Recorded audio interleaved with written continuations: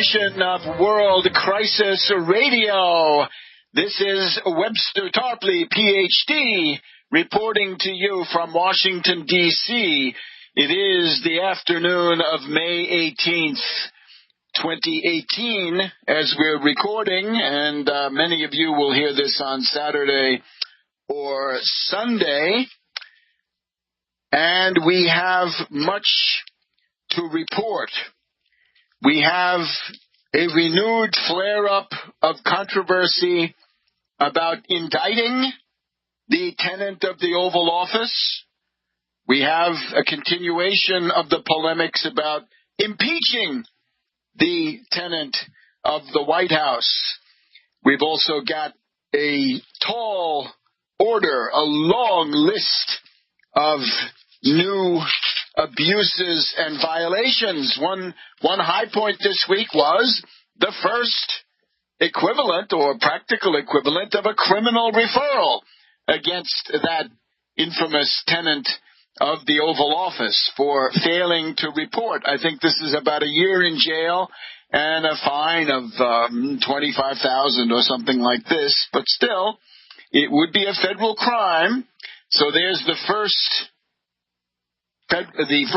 criminal referral from the Office of Government Ethics to the Department of Justice, to Rosenstein, I believe. I would commend that to Rosenstein's particular attention. Right? Justice delayed is justice denied.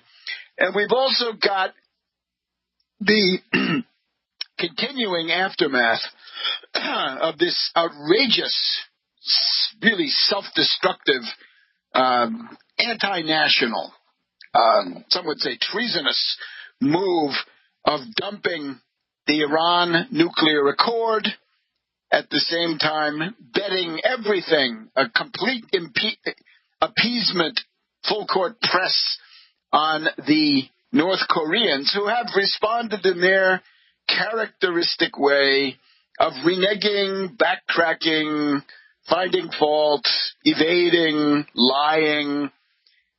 These are, of course, this is the closest thing we have to actual Stalinist communists in the world today. So don't be surprised.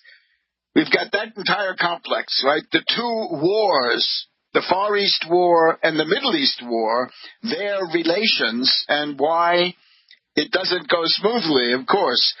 And perhaps the most disturbing in many ways, the crisis that is now emerging between the United States and the traditional allies in Western and Central Europe, and even in Eastern Europe, the European allies, and what these antics, right, this idiocy, this absolutely imbecilic policy on Iran and the Sir Neville Chamberlain Act, the Munich sellout appeasement routine towards Kim Il-sung, which has received this momentary reverse, or perhaps permanent reverse, we don't know. The fact that relations are now souring with the people you have to keep on your side. Remember, think of Europe and Japan as the two wings. They are both indispensable. And, of course, these bunglers, right, these morons and amateurs in the White House, they simply have no idea of what they're doing. They have not got an inkling of the way that the world actually works. And when we get down to impeachment, the big lesson is that somebody like Tribe, Lawrence Tribe, whatever his merits, I suppose he's had some, that when Tribe tries to surround impeachment with this aura of the sacred temple, somehow that this is something you've got to go away and meditate for 10 years before you dare to bring it up. This is absolutely the wrong approach. The narrow, legalistic, pedantic approach to impeachment is wrong. Impeachment is more than anything else to prevent future harm, to prevent World War III, to prevent a Middle East war, to prevent the Far East war, to prevent the collapse of the alliances around the world, right? Probably the most serious blow you could inflict, short of actual shooting, bombs, and so forth. And we have that little matter that was front and center last year, genocide against the American people. When you impose that kind of austerity, you take away Obamacare with no replacement, then when you're talking about 50,000 needless deaths, you have reached the fateful threshold of genocide against the American people. And these things that are now looming in the future, if this exercise in imbecility and moronic politics goes on, this cruel and stupid regime, cruel and stupid is the minimum of what they are, why then you've betrayed the Constitution. Constitution is not, repeat, not a suicide pact. And there's plenty of room within the letter and the spirit of the Constitution to proceed both to the indictment and to the impeachment, given the current situation of the Republican Party, and given the substantial possibility that these things may occur now within the next 5 to 6 months. I believe we're 5 months to the November election, and then we'll have to wait for months after that before the actual majority changes. We've got some real serious problems. You can't make this depend on somebody's idea that it has to be bipartisan. We'll talk about this, but go back to 1999. Was that bipartisan? 98, 99, impeachment at the end of 98 and the trial in 99. Was it bipartisan? Did Newt Gingrich and company retire to a monastery and contemplate for 3 years before they dared to do it? No, they did it.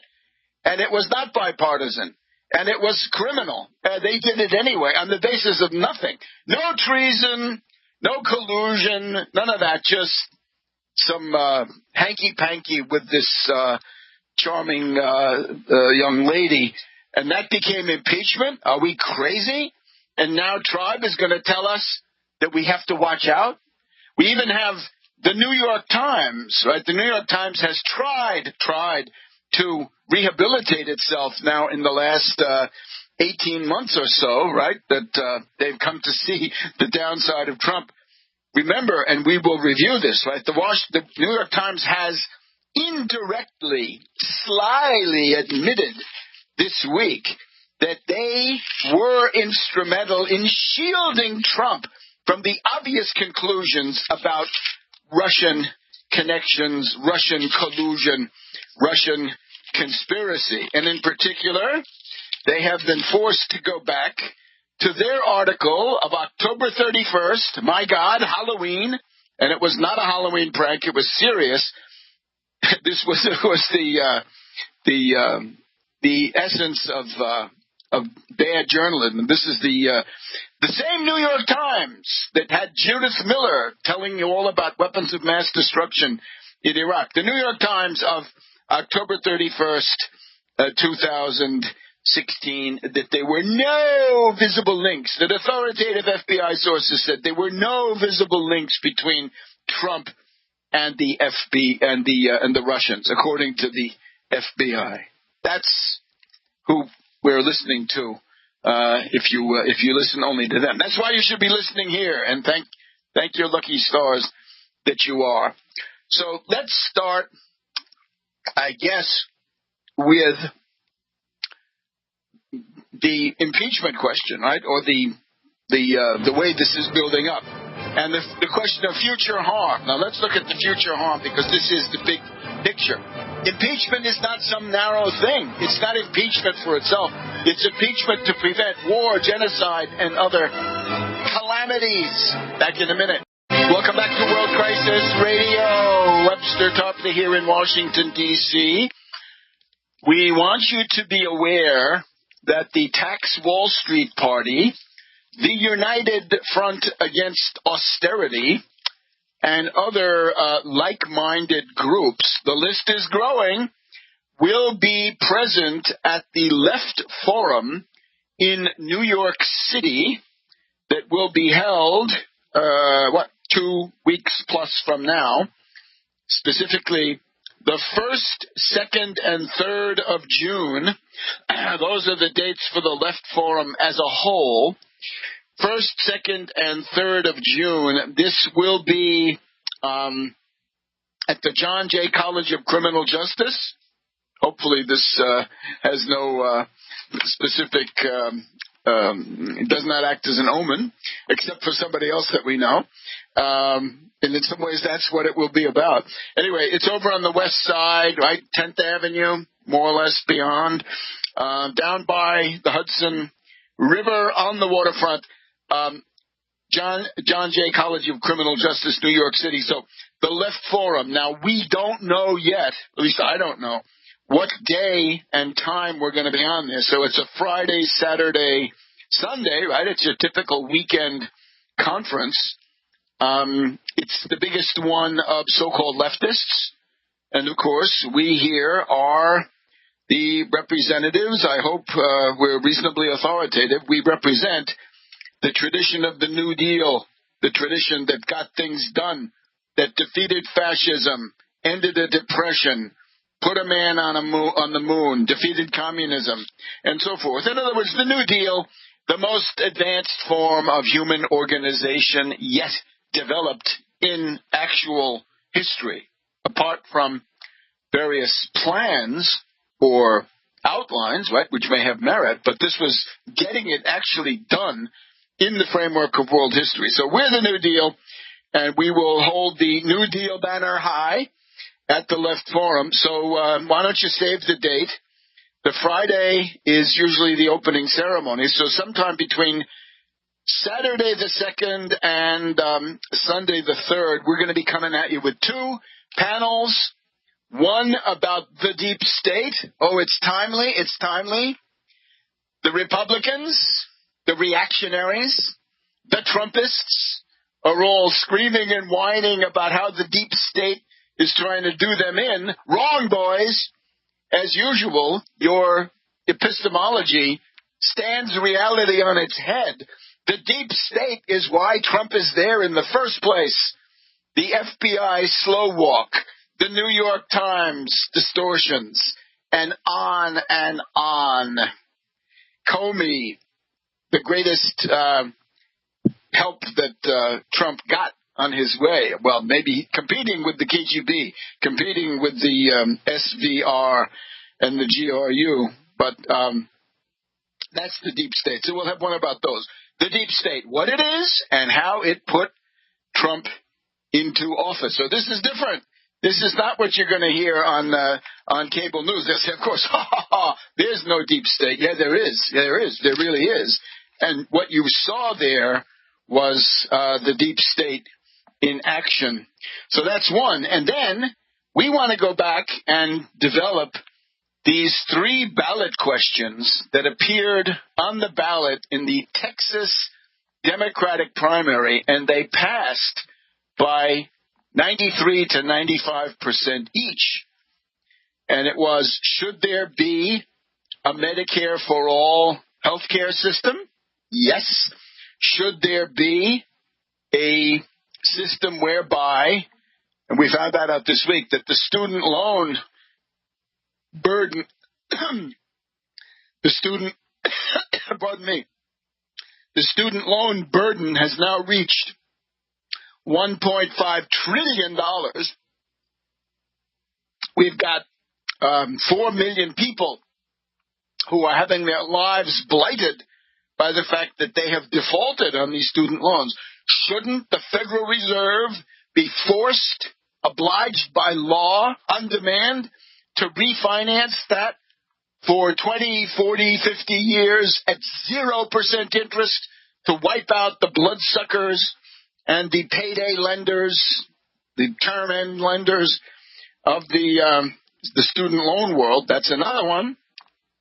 And then, shouldn't there be a method whereby the Federal Reserve coughs up trillions, as many as needed, to restore full employment while rebuilding infrastructure and specifically also dealing with the results of things like Hurricane Harvey, right? The various natural disasters, right, which go from Texas to Florida. Now we have it in Hawaii with volcanic eruptions and all that. We always need it. The Federal Reserve should be there with 0% loans. 0% loans.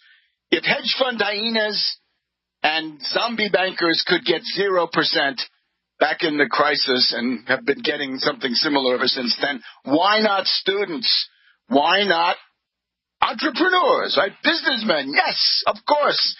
Business, productive business, though, not speculative ripoffs. So that's going to be the Left Forum. So again, we hope to have more details next week. And remember, this is the real Left Forum. That's where we will be. There are, I think, there are now competing events, except no substitutes. This is the real one. Okay, so let's look at the international situation, first of all. In the case of Iran, the Trump regime has denounced, wrecked, sabotaged the Iran nuclear accord. We had already reported back on I think it was the 28th of March, that after the visits of Netanyahu and Mohammed bin Salman, after the nomination of Bolton, and our argument was buttressed later by the coming of Pompeo, that's a war cabinet. We've had now, just in the last couple of days, the elevation of the former concentration camp commandant and presumably the speaking tube or tool of Pompeo, this lady, Miss Haspel, she's been brought in to be the head of the CIA. The war cabinet is now in place. This involves the Middle East. This is disastrous, I would say, but the U.S. is now going down this road. Does Trump know? Again, only his psychiatrist, and he doesn't seem to have one. For sure. So we are walking into a regional conflagration in the Middle East, arranged by these fundamentally inimical interests, the Israelis, the Saudis, and others. Back in a minute. Welcome back to World Crisis Radio. We want to urge you to follow us from Monday through Thursday. Monday, Tuesday, Wednesday, Thursday. We are available at AmericanSystem.tv, AmericanSystem.tv, and that is a daily 1-hour commentary straight through, and it's indispensable in weeks like this amazing roller coaster that we've been living through, surviving so far by the skin of our teeth. Yes, this is it's a terrible situation where you really need to keep up with the news from day to day, and it turns into, of course, a kind of a blur. We've commented on this strange effect of time speeding up when you have a great crisis of human civilization. The original notations on this were the French Revolution, from people on the inside of it, how time seemed to accelerate, and it means that recent events then retreat farther back into the past, and there's a general confusion in the sense of time, right? The denunciation of the Iran deal is now about 10 days in the past, but it may seem to have been much more recent. It's one of the most common commentaries from these cable TV news commentators, that when you're following it intensively and in detail, it seems to be retreating very, very fast. Anyway, this is simply a disaster, and we're also getting the obvious economic blowback that the price of oil, and here we're talking about oil in this context means Brent crude. All right, this is pretty much the European benchmark. The European benchmark, Brent crude, Sometimes North Sea crude has gone over $80 for the first time since 2014, and this is mirrored somewhat less, but it's the same tendency. The West Texas Intermediate, or light sweet crude sometimes, the U.S. benchmark, that has gone well over $70. I think it's between 70 and 72. Haven't checked today, but that's where it is. That's where it's headed. So the result of this is that those poor dupes, the poor bleating masses who believed in Trump, who chose to ignore the fact that he was an unscrupulous playboy, cruel and stupid, that his entire life was trampling on the little people, the blue-collar masses and so forth, that it was really the art of the ripoff and the art of the con. They chose to ignore all that. I think they got into a kind of group hysteria based on, on regional identity or something like that. Saudi Arabia, have they come forward? Right, they're part of the chorus, at least, right, urging the U.S. on with Mohammed bin Salman in the United States. They may have done a lot more than that. They may have been on the inside, present at the creation, and so forth. It would be very easy, right, if the Saudis had been thinking about U.S. interests, they would have been able to say, well, if we break up the deal with Iran here at the beginning of May, then it's going to be a very bad thing for the oil price. So why don't we help the U.S. by overproducing for a month or two so that we can cushion that blow? Not on your life, not on your life, not the Saudis. So that's the kind of group. It's this mixture of again, cruelty and stupidity, the two polar stars, right? The two Dioscuri that the Trump regime steers by. So this is the Iran side of things. Now, in the case of the North Koreans, right? Little Kim Jong-un, and that's Chairman Kim. We have Pompeo. Pompeo is so ignorant. He's such a provincial lout that he calls him Chairman Un. That's his first name, right? Remember, in the Orient, it goes the other way around. Family name comes first, and then you get given names. So Kim is the operative part, right? He's the Kim dynasty. Kim Il-sung, Kim Jong-il, Kim Jong-un. That's the communist dynasty, the world's only communist dynasty, as far as we know. Romania tried, but Ceausescu couldn't make it. The idea did not work. But here in North Korea, it has. So in many ways, it combines the worst of monarchy and the worst of communism.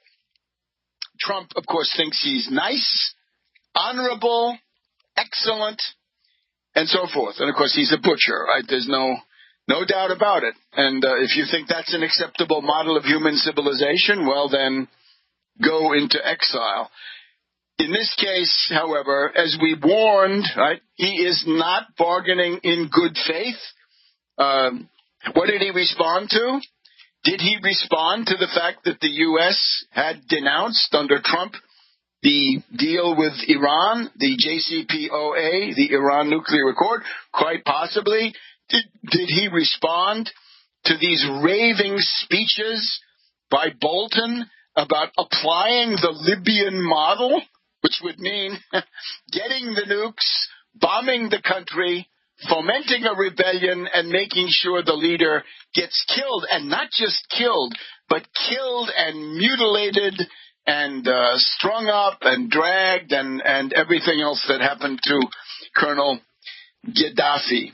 So with this, we, of course, now do not know. Will there be a June 12th summit in Singapore? Will there be a Singapore sling in the future of humanity? Well, we don't know. One question, though, what I've always pointed to now, and maybe some people might see a problem for my analysis. I want to try to explain this if in advance, if I can. The idea is you've got to learn, as the German High Command learned, in World War I, Germany had to fight everybody all at the same time. Right? The Russians coming in from the east, the French from the west, the British on the seas. They always thought the British might attempt an amphibious landing. Could have been done. British didn't do it. But the Germans, by the 1930s, they realized for the next World War, make sure it's not all at once. You want to fight them one by one. Seriatim. Not all together. So therefore, what you got to do is make sure that it's one by one, separately. In this case, you look at the situation, somebody like Bolton or Pompeo, or I'm sure Haspel now, to the extent she thinks strategically at all, she looks and she says, well, with Iran, it's probably going to be Iran first, right? This is another big problem, right? From the U.S. point of view, in World War II, you had to decide, what's it going to be, Germany first or Japan first? Well, it had to be Germany first because Germany was incomparably stronger, and of course by conquering Europe had become even stronger than that. So there was an absolute guaranteed real threat of German world domination, Nazi world domination, and part of this was the hypnotic appeal that Hitlerism had on the upper crust in so many countries, right? Started with Mussolini. Hitler took it to a new level. The idea is you can destroy a labor movement and essentially dictate everything. Why go through this democracy and trade? So the idea then would be Iran first. But now Iran first may have run into a little bit of a snag. We're going to talk about that in a minute here on World Crisis Radio. Be right back. Welcome back to World Crisis Radio here in Washington, D.C. Now, here's the problem. If you're Bolton, if you want to pursue an Iran-first strategy, then what you want to do is be ranting, bellicose, and threatening in the case of Iran, but when it comes to Kim and North Korea, you want to be as nice as pie. And in the case of Iran, of course, the Middle East war, you can't control what some of these characters are going to do. Netanyahu is going to do ranting, raving, warmongering speeches. Mohammed bin Salman, I'm sure, right? Half of the stuff we never hear because it's not all translated, but the orators of the Saudi regime do the same thing, right? With them, it's focusing on Iran much of the time. So there are many things that just seem to fall together that it's going to be Iran first if these characters get their way, which we hope they don't, right? We're hardly fatalistic, right? We're here for fighting against war, right? We want war avoidance. But it looks like the regime, now this team, that they want Iran first, and therefore you've got to cool it with North Korea for 1 year, 18 months, something like that. But here's the problem now. If you're Bolton, the internal needs of a strategy of strategic deception, right? What the Russians call maskirovka, the maskirovka that they theorize and practice, of course. They practice it. Maskirovka, strategic deception, large-scale deception. That with North Korea, you've got to lull them, right? You got to back off. Don't make warmonger statements. The problem with that is, as a functionary of the Trump White House, you can't do that. You won't last. In other words, Trump is obsessed with people who are going to project the macho bully image 24/7, 365 days a year. In other words, you wouldn't be able to keep Trump's confidence and get him to do what you want if you don't get out there and posture and bluster and strut. And it seems to me this is part of what has happened. Obviously, Kim had plans, right? He's like, he's always compared to Lucy with the football. There's a funny one from the Washington Post where they have Trump trying to kick the football, and he goes screaming into the air, right? Trump has tried to kick the football, and he missed it, and he's gone up in the air. He's going to fall on his back or his head. Ah, says Trump. And then we have Kim, who has taken away the nuclear warhead that he wanted to kick. And Kim says to him, "You must be new at this." All right, so clearly Kim is notorious. The dynasty, right? Duplicity, lying, mendacity, prevarication, that's their mother's milk. It flows in their veins. They're going to do that. And Trump, of course, the Trump White House was caught flat-footed. They didn't have a clue.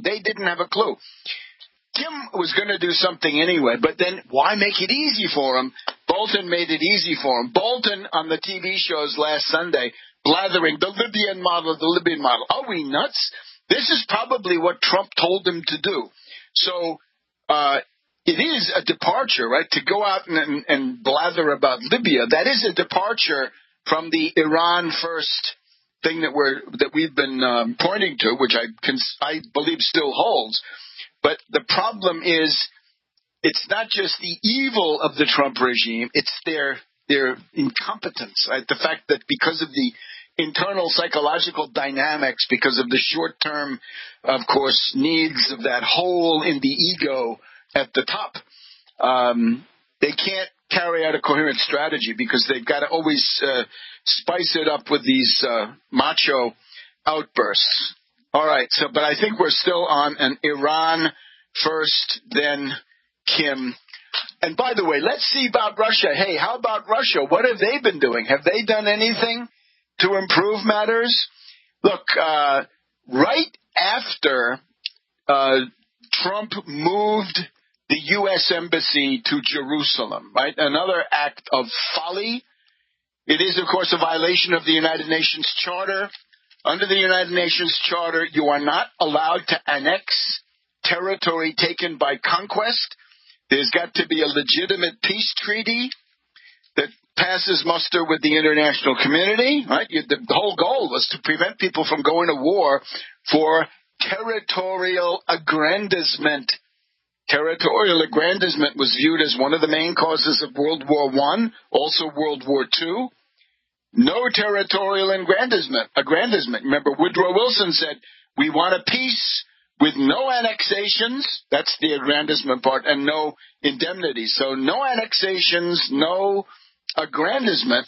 Trump is now trampling on that. He has essentially destroyed the international order. I don't know, this has not been widely recognized, but this East Jerusalem was conquered militarily by the Israelis from King Hussein of Jordan, who personally was in that fight, June 1967. And they've annexed it.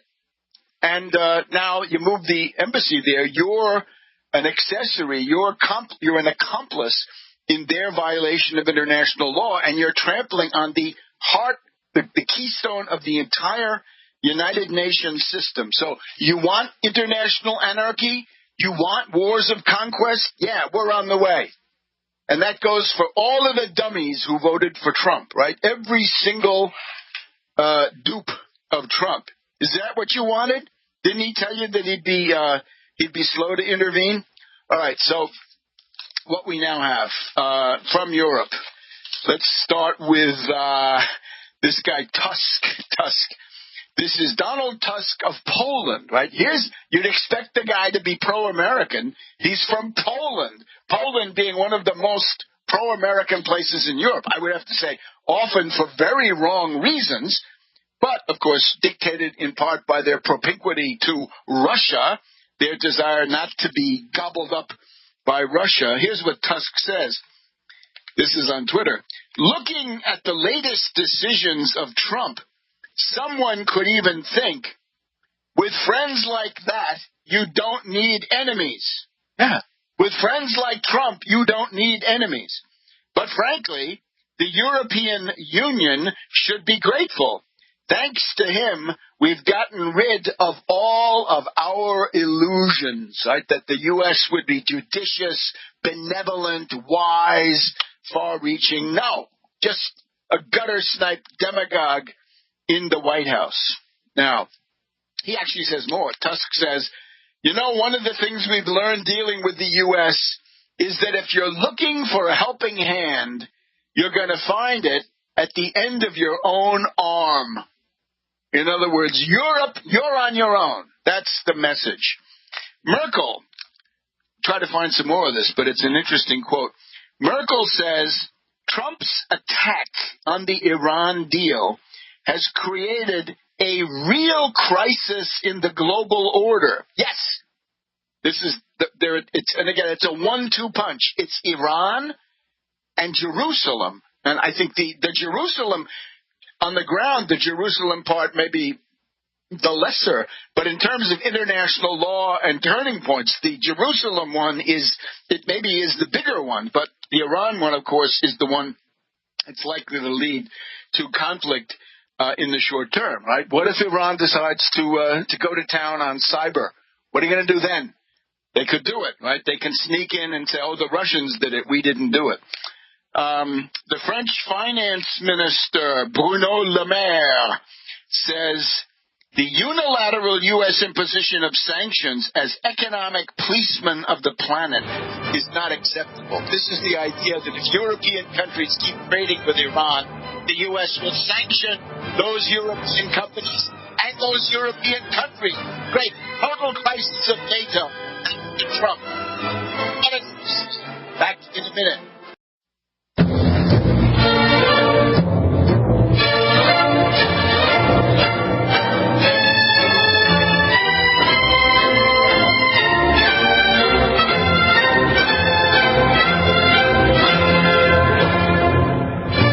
Welcome to the second hour of A World Crisis Radio. Webster Tarpley here in Washington, D.C. Now, we've got this question of indictment and impeachment. Let's work up to that by going through the fact that we're now 1 year into the Mueller investigation. We are strong supporters of the Mueller investigation. The people that are slandering Mueller and his investigation are giving evidence of mens rea, that is, the consciousness of guilt and sometimes even of criminal intent. It is a transparent exercise in attempting to prevent justice, obstructing justice, if you like. And there may be some people in Congress, in the House Intelligence Committee majority side, that will have to answer for this. But let's just refresh our memories. Now, we can't be exhaustive because there's just so much stuff. But, for example, bakshish. Bakshish is that wonderful word in Turkish. It means a tip. It means a shakedown. It means a bribe. It's any kind of sort of illicit money changing hands. And we're now told that there was an attempted bakshish by Michael Cohen, sources say, that he wanted $1 million from Qatar. We're also told, and this is quite recent, that it's quite possible that another bakshish has emerged in the framework of the negotiations of the Kushner family with that same Qatar. And what we're noticing is that as the Qatar, of course, this is the troubled 666 Fifth Avenue, right? The old Tishman building, top of the sixes. That place is, of course, troubled. It's underwater. It's bankrupt. It's going to drag down the entire Kushner landlord empire. And they've been looking for money, right? This has been notorious that the closer they get to inking a deal, right, a massive infusion of cash to save the Kushners, the better U.S. relations with Qatar may appear. So that's one double bakshish on Qatar. I'm sure they know exactly what bakshish means. This is, of course, for Turkey, to be sure, the Balkans, the Middle East in general, all these places, right? Turkey, Iraq, Lebanon, into Egypt, into North Africa, across to the gates of India, from Morocco to the gates of India at various points, right? Bakshish, that's what the Ottoman Empire ran on. U.S. Empire can't really do that. So that's going on. We've also got this very interesting thing that Trump has now come out. He has exposed his foreigners first. Foreigners first, Americans last, says Trump, when it comes to ZTE electronics. It turns out not only is ZTE, they're attacked by the U.S. for using U.S. components in cell phones, cheap cell phones usually, that are sold to countries that are under other U.S. sanctions. There's also the fact that there's thought to be, by some have alleged, a backdoor into these ZTE phones that allows Beijing to snoop, to listen in. And then there's this other interesting fact that the ZTE, the availability of cheap cell phones with some satellites all ready to go, is used by Beijing for their arch-imperialistic Belt and Road program, right? The String of Pearls, the Belt and Road Forum, BARF. That's all facilitated, enabled to a significant degree by ZTE. We've already mentioned before that we have the first, in effect, criminal referral on Trump from the Office of Government Ethics to the Department of Justice. This refers to Trump's payment, $120,000 from Trump to Cohen, acknowledged in paperwork that Trump just filed, but it should have been included in the previous year's report. He's only 1 year late. Again, 1 year in the hooskow for that, if you're convicted. What else? Christopher Wiley, the whistleblower from Cambridge Analytica, testifying in the Senate, pointed out that, according to his information, when Bannon was the vice president of Cambridge Analytica, he was interested, of course, in fomenting cultural warfare among the American people. Cultural warfare. Of course, it's identical to the Russian program of divide and conquer, right? Sow dissent, cause trouble, divide and rule.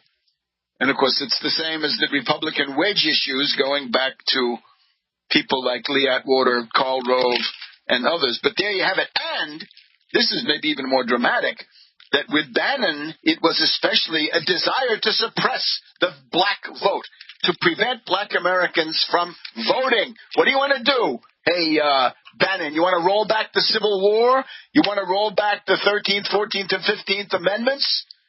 No. It's just monstrous to suppress the black vote. So he's a Republican like every other Republican. They call it voter disengagement. We're also told by Ronan Farrow of the New Yorker that Avenatti's revelations on the Cohen bank account were based on a leaked suspicious activity report submitted to the U.S. Treasury, to the FinCEN, Financial Crimes Bureau of the Treasury, and there was a flurry of worry about whether two other suspicious activity reports have disappeared from those same files. That was the report in the New Yorker from Colin Farrow.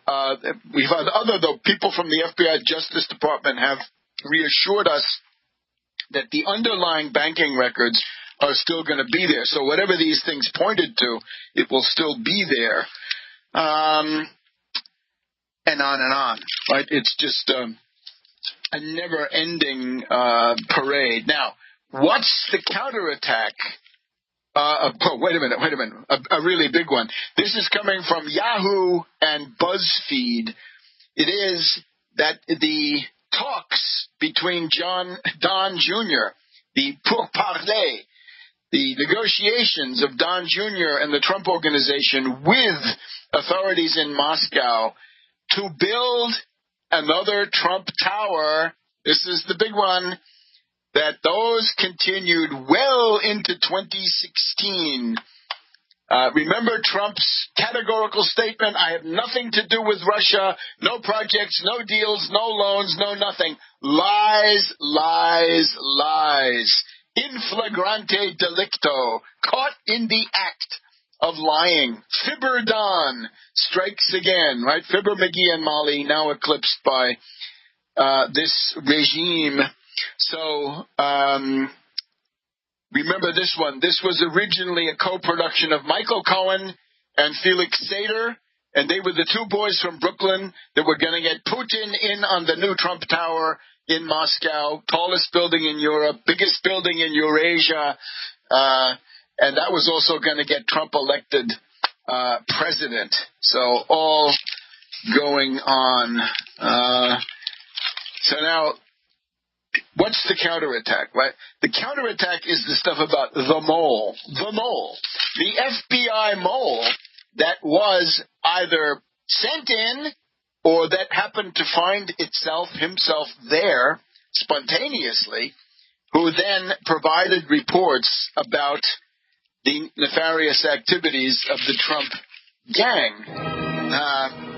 Notice the Republicans are never interested in whether these crimes actually occurred. They're only interested in the process by which the news was gathered. They want everything to be pure and pristine, everything except the actual actions of their boy. We'll be back in a minute here on World Crisis Radio. We are now seeing the outlines of the Republican November election campaign coming into sharp relief. And it's pure demagogy, needless to say. It's not the same as 2016 because it's not as far as we can see, based on actual mass traction economic issues. Remember, Trump's big advantage in 2016 was that he had a kind of fake substitute. He had something that to an ignorant, unaware person, a low information voter could say, well, Trump has a job creation program, because he wants to kick out all the foreigners and then there'll be the jobs left. Yeah, you want to be an agricultural harvest worker? You could do that today if you wanted to. Plenty of those jobs going begging right now. But you get the idea. Right now, it looks like MS-13. Again, this is tried by Gillespie in Virginia last November. Did not work. Bombed. Failed. No good. Not effective. They're going to try MS-13. They're going to try to say the Democratic Party is a part of MS-13, that the California Democratic Party in particular is owned lock, stock, and barrel by MS-13. It's all raving nonsense. And they're going to be talking then about the mole, that is the deep state, that is the conspiracy, the coup in the deep state, the permanent bureaucracy of Washington, which is conspiring to bring down this wonderful Make America Great Again government. Let's just take a look. We have to give the voice now. We'll give the floor to Don himself. Here we go. This was May 17th. This was the first anniversary of the probe yesterday, from when I'm talking here. Congratulations, America. We are now into the second year of the greatest witch hunt in American history, and there is still no collusion and no obstruction. That's nonsense. Where do you get that? That's solipsism, right? You're a solipsist. You think that the only reality in the world is you, and what you see going on around you is, in some version, it's like a film that God is showing you to test you. But there's nothing real out there. It's all in your head. A solipsist. Bishop Barclay, right? His famous polemics with Samuel Johnson. All right, so we're into the second year of the greatest witch hunt. No collusion and no obstruction. Not. The only collusion was that done by Democrats who were unable to win an election despite spending far more money. Well, of course, Don, rough stuff, but what do we have? 75 meetings of Trump officials, 22 meetings between Trump's team and individuals linked to Russia. And let me remind everybody, the starting point of the investigation, in my understanding, is the one indicated by the London Guardian a little bit more than a year ago, which pointed to 7 nations, 7 United States allies around the world that reported to the CIA, to Brennan in particular, that there were unusual contacts, a pattern of unusual contacts of Trump campaign officials and fellow travelers and so forth with Russian officials, GRU, SVR, and oligarchs, I'm sure organized crime as well. 7, let's see if we can tick off the 7. United Kingdom, that was 1. Australia, this is the one we know about, the ambassador that Papadopoulos talked to, right, bragging that they had the dirt. The story on the dirt went from Mifsud of Malta to Papadopoulos, and then in a drunken stupor he babbled to the Australian ambassador or representative, equivalent to the ambassador inside the Commonwealth still, I guess, in London. The Russians have dirt on Hillary, and here's how they got it. So, United Kingdom, Australia, getting over to the continent now. France, the Netherlands, Poland, Estonia. Let's see if I only got 6. Anyway, you get the idea. You can find this at various places. Look up the London Guardian. Once again, Britain, Australia, France, Germany. France, Germany, Poland, and then you got it, Estonia. So with that we got the 7. So those countries, alarmed, communicated, and Brennan has testified in the Senate. I don't know why people can't figure this out. This was an international alarm, not something inside the FBI. They'd be the last ones. It's an international alarm from alert intelligence agencies, right? Like the Estonians, who don't want, whatever their problems, they got plenty. They don't want to be sold out to the Russians. That's their ruling passion. So if it looks like an American candidate is a Moscow mule, then they'll do something about it. So this is the actual origin, right, which I think has been obscured.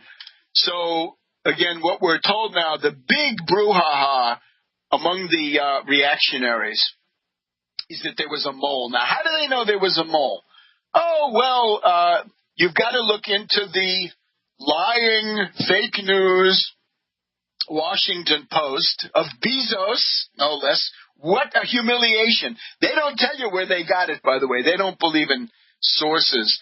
But the original source of this would seem to be an article in the May 8th Washington Post, which talks about a mole, an informant, an FBI informant in the Trump campaign. Hey, we have Madame Veselnitskaya is an informant of the Russian state prosecutor general. So she's in Trump Tower meeting with the leadership of the campaign. Kushner, Don Jr., Manafort, and the rest of them. She says she's an informant of Yuri Chaika, the state prosecutor, the Grand Inquisitor of Russia. Well, if the state prosecutor of Russia is in there, why are you surprised that the FBI and the DOJ are in there? So the idea is, in order to believe this garbage, you've got to be so overwhelmed with that it's so outrageous that the FBI would be probing Don and his campaign. Well, we'll have more about this in just a minute. Crisis Radio. So once again, do keep the dates of the 2nd and 3rd of June in New York City open if you're anywhere near there or plan to be or can be. And Remember AmericanSystem.tv, AmericanSystem.tv. Get the hot sauce every night, every weeknight of the week, Monday, Tuesday, Wednesday, Thursday, and we hope to see you there. So the Bezos failing, fake news, Washington. Remember, the Washington Post was one that Trump excluded from the campaign. So they report, yes, that the FBI had an informant inside the Trump campaign. Who is it? It's a U.S. citizen, we're told, who has provided information over the years to FBI, CIA, and that's from the Washington Post, May 8th. Now, just this past week, we had a very interesting article. I tried to give at least a quick summary on the daily American System program. This is the one that revealed the existence of Operation Crossfire Hurricane. Operation Crossfire Hurricane was the FBI investigation of Trump. Again, my contention is these stories are not complete. They're not accurate in the sense that they don't reflect what Brennan testified to, and which I knew before that, the 7 countries around the world who raised the alarm with the CIA saying, watch out, these Trump people are colluding like mad with Russia. That's the starting point. Brennan told the FBI, start a probe. You're the counterintelligence domestically, so do it. Right? CIA would be overseas counterintelligence outside the U.S. So that was this relatively long, interesting article, the Crossfire Hurricane story in the Washington Post. Matt Apuzzo, I think. So this time around, though, it's the New York Times. That's what I just said. The one that I've just gone through is the New York Times. So in this, the part that interests the reactionaries most, the only part that interests the reactionaries, is the FBI obtained phone records and other documents. This is now beginning the probe against Trump campaign and people. Using national security letters. National security letters became notorious during the Iraq War period when it was used. It's a way you can send somebody a letter saying you're not allowed to reveal this, but you've got to tell us things. And if you tell anybody, then you're in trouble. So it's actually more secretive than an indictment, because if you get indicted, you can go to the press and say, hey, they indicted me. But with these national security letters, that's more dangerous to do. It's a type of secret subpoena, like a lettre de cachet, I guess, in the old regime. And we're told, according to the New York Times this past week, at least one government informant met several times with Mr. Page and Mr. Papadopoulos, current and former officials said. Now, who could it be? I'm reading here from the Daily Caller, and they say, they quote various cable TV commentators, and they quote themselves, that this mole is supposed to be Stefan Halper, Halper. It is, I believe, the son-in-law of Ray Klein. Ray Klein, late Ray Klein, CIA officer, fairly high level. I have had conversations with him decades ago.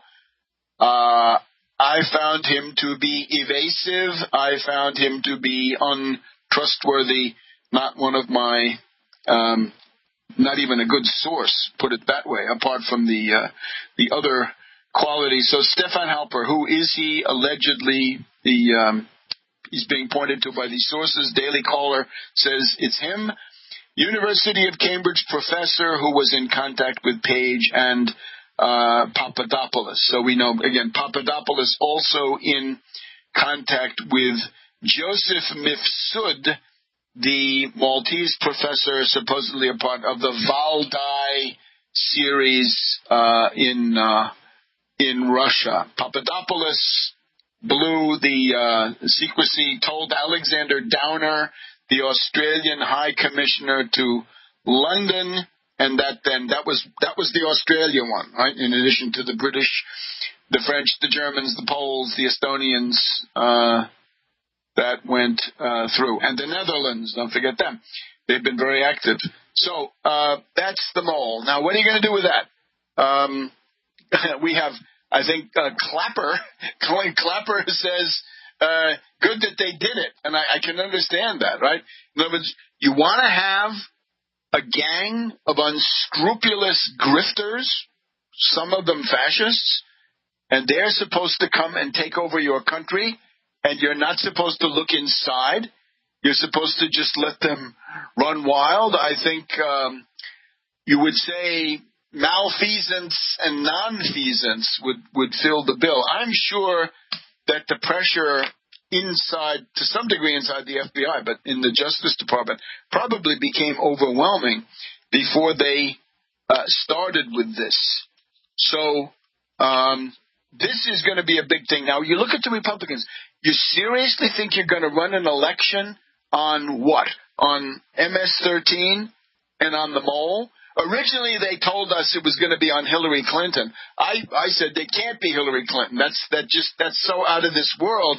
That'll never work. That is what that's showing is they don't know what they're going to do, or they do know and they're not going to tell us because it's too embarrassing that we're going to do pure racism and this gutter snipe stuff, anti-government. Now, in the world out there, we can't go through. We just don't have time, I'm afraid, for the detailed analysis of the primaries this past Tuesday. But here we have that failing Washington Post again. Dan Baltz, their veteran national political correspondent, that there's loyalty in Trump's Midwest, but there's also unease. And here we go. If you supported Don, then since then, this is one guy, a guy from Austin, Minnesota, there has not been a day that Schminke wished that Clinton rather than Trump were president. No, he's sure that Clinton was bad. But week by week, month by month, as he has watched the events of Trump's presidency, he has become increasingly conflicted and concerned about what he has seen. The turmoil, he says, has often left him feeling motion sick. By early spring, just now, he expressed a different sentiment. He had not fully broken with Trump, but he was no longer as emotionally invested in the president or a reconstituted Trumpian Republican Party. I find myself drawing back a bit, he said. So here we are in the upper Midwest, lots of Trump dupes, and now it seems to be rolling back. In other words, they're getting sick and tired of the chaos, the clown show, the dysfunctional stuff, and the disasters. Maybe $80 oil. When that gets to 100, if you had a war, it'll be 200. Maybe that will do it. We've also got, we can't go through this now, but we've got a baby bust. We have got the birth rate under Trump, on Trump's watch. The birth rate has hit a record low in 2017. So the net effect of the Trump presidency, despite, you can write your opinion on a poll, bringing children into the world and that commitment, that's where the optimism or pessimism hits the road. Okay, U.S. birth rates hit a record low in 2017, according to the Center for Disease Control. Way down, the pessimism has grown under Trump. Welcome back to World Crisis Radio, Webster Tarp here in Washington, D.C. So there it is. The birth rate, the fertility rate, how many children per 1,000 women has hit a 40-year low under Trump.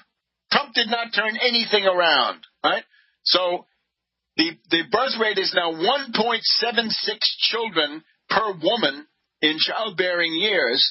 The replacement figure is 2.1 children per woman. If you want to stay steady. By the way, this is why you need immigrants. You absolutely need them. You must have them. You've got to have them because otherwise you'll have an aging and shrinking population. So this is the bedrock, the demographic core of the human existence and human condition. There has been a drop starting in 2008 with the economic crisis, to be sure, but that has only accelerated. You can see it's a real dive from 2016 to 2017. And thank you, Trump, making it way to make America great again.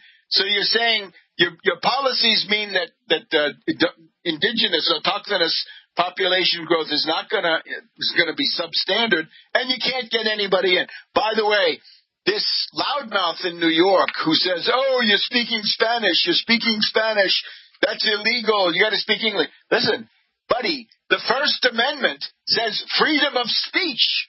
If it doesn't mean you can speak any language you want, I mean, maybe you won't be understood. That's another issue. But you have a right to express yourself any way you want. Any way you want. That's called the First Amendment. So this character is he's on very, very thin ice. Now, just again, we have Senator Blumenthal, who points out that Trump indeed can be indicted. This is Senator Blumenthal of Connecticut. He's one of the better ones in the Democratic caucus. So he says what you can do is indict Trump now and put him on trial later.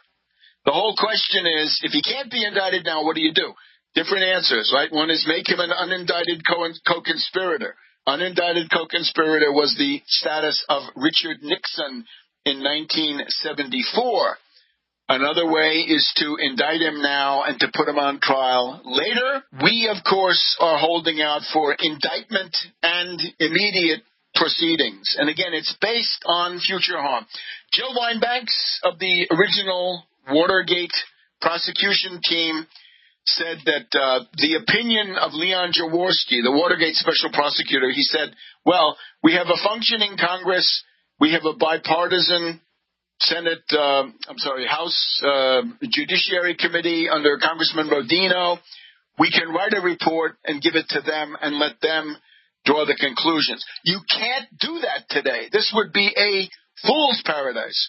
Remember that the regulations, the doctrine that you can't indict an incumbent sitting president, that's just those are regulations. Trump tears up regulations every day. Let's tear up this one. Let's say, yes, nobody's above the law. He can be indicted. He can be put on trial. Because otherwise you'd have a situation where if the Republican Congress, House in particular, and Senate, if they decide that they're going to trample on justice and destroy the Constitution, where's your remedy? There's got to be some remedy in the system. If there's no remedy in the system, then you go back to the state of nature. In other words, civil war might loom. That's the alternative. So it's better to have peaceful resolution. Now, we are looking at Italy these days. When you had this column, right, we have this column by David Ignatius today pointing with alarm to the fraying ties with Europe, how hated Trump is with his braggadocio vulgarity. He's the caricature of what Europe has always disliked in the U.S. In Germany, 11% of Germans trust Trump to do the right thing. 86% of Germans trusted Obama to do the right thing. That may be overdoing it, but you see there's a lot of goodwill there if you know how to bring it out. But instead, we have Trump. Now, here's what's new. We had supported this past week the candidacy of Giulio Sapelli, S-A-P-E-L-L-I. Look him up. He's an anti-austerity economist. He's also an intellectual, a thinker. You ought to have such people in politics. If you don't, you're in trouble. Understands culture to a significant degree. He was a candidate for less than a day to be the Italian prime minister. Right? This is the March 5th election. The haggling is still going on after 70 days. There was a brief chance that Sapelli might make it this time. It looks like this entire thing is going to go towards a government, a presidential government kind of top-down technocratic regime, an austerity government most likely. It's going to be like the Monti government 2010 to 2011. But this time it'll be dictated by the Italian president, Mattarella. Mattarella is saying, if you guys don't come up with a government, with the prime minister and other ministers by Monday, I'm going to take matters into my own hands, and I'm going to impose the government that I want. Right now, today, the five-star movement, the Grillo people, are voting through their website on the contract of government. Hey, how many Russian hackers go in there? There were hackers already breaking in last year. Were they from Russia? What's that all about? Now, of course, the big danger is if you join with other observers saying that, this America First has created a golden opportunity for the Russian intelligence agencies. It's true. The most dangerous example, for God's sake, is Italy right now. If Sapelli didn't come through. Now, here's the other thing. Berlusconi is back. Berlusconi, right? In some ways, the ego ideal of Trump, right? With orgies and underage women at his estate in Arcore near Milan. He was the TV entertainment boss of the country and so forth. He had been deprived of the right to be a candidate over the past couple of years. That has now been lifted. So Berlusconi is back. And the two groups that prevailed in the last March 5th election that are now haggling, they can't agree about who should be the prime minister. So you have this guy Di Maio. Di Maio is essentially a non-entity. He's a zero from the five-star movement. He's very weak. He is a creature of Grillo, and Grillo groomed him to be weak and therefore not to represent an excessive challenge to Grillo, and now he's going to live with the long-term results of that. And then this guy Salvini, who is a tough, cynical, hardened character. Salvini, I think, is closer to Moscow. This is called the League. It was explicitly racist. It was the Lombard League. Then it became the Northern League. Then it just became the League. So it's essentially xenophobic people from all over Italy are delighted to join it. And he doesn't do MS-13, by the way. He does gypsies. That's his big target. So there's a competition between Di Maio of the Grillini, the five-star, and Salvini of the League. Who's going to be the prime minister? You have to understand, though, there's more to it than just that, because the five-star people, they got about 230 seats in the Chamber of Deputies. The others have about 270. But there's also part of that 270 of the Berlusconi people. And Berlusconi today has shocked them all, saying, Salvini, you should go home. You have failed. You've never spoken for me. You've never spoken for my forces. You've never spoken for this majority. You should wrap it up and go home. So it looks like by Monday we'll see Mattarella forming a top-down presidential government, which takes us back right clearly to the Weimar Republic, the presidential governments of the last phase of the Weimar Republic in Germany. So what we're hoping for is early elections in October, or that in some case Sapelli could come forward and save the day, because he would be a rational prime minister. So go Sapelli. Get Mattarella, name you, or get elected in October.